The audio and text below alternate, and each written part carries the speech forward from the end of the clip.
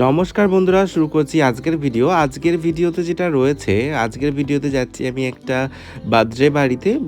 যে birthday girl আছে তার মায়ের মেকআপ করতে, এবং সে খুবই ছোট, তারও অল্প একটুখানি টাচ আপ হবে। তো আজকে আমার বাড়ি থেকে লোকেশান ছিল প্রায় 40 কিলোমিটার মতো দূর। দক্ষিণেশ্বর তো তোমরা চেনোই, দক্ষিণেশ্বর থেকে আরেকটু মানে ডানলপ।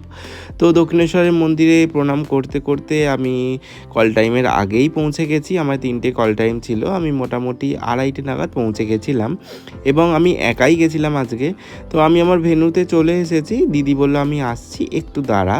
তো সেই জন্যই দাঁড়িয়েছিলাম, এবং ভেন্যুতে এসে আমি আমার প্রোডাক্ট রেডিও করে ফেলেছি। যেহেতু একা আছি সেহেতু সব কিছু একদম সাজিয়ে রেডি।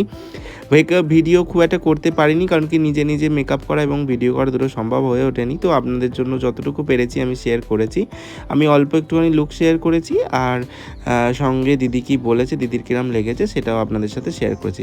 দিদির আমার কাছে বেশ অনেকবারই মেকআপ করেছে, আর দিদির মেকআপ কীরকম লেগেছে সেটা শুনে নাও। হ্যালো বৈশাখী দি, বলো তোমার আজকে মেকআপ করে কিরকম লাগলো? তোমার জন্য অনেক দূর থেকে আজকে এসেছি আমি। ভীষণ ভালো লেগেছে। সব সময় আমি প্রেফার করি অর্ঘ্যকে। তোমার লুক পছন্দ হয়েছে? ভীষণ পছন্দ হয়েছে। যেরকম চেয়েছিলে সেরকম হয়েছে? একদম। Thank you. দিদি তো ভীষণই ভালো, আর সবসময় আমায় প্রেফার করে, আমার এটা ভীষণ ভালো লাগে, সেই জন্যই এত দূরে আসা। তো আশা করছি আজকের ভিডিওটা ভালো লেগেছে, আর ভেন্যুটা খুব সুন্দরভাবে সাজানো ছিল, সেই জন্য একটু শেয়ার করলাম।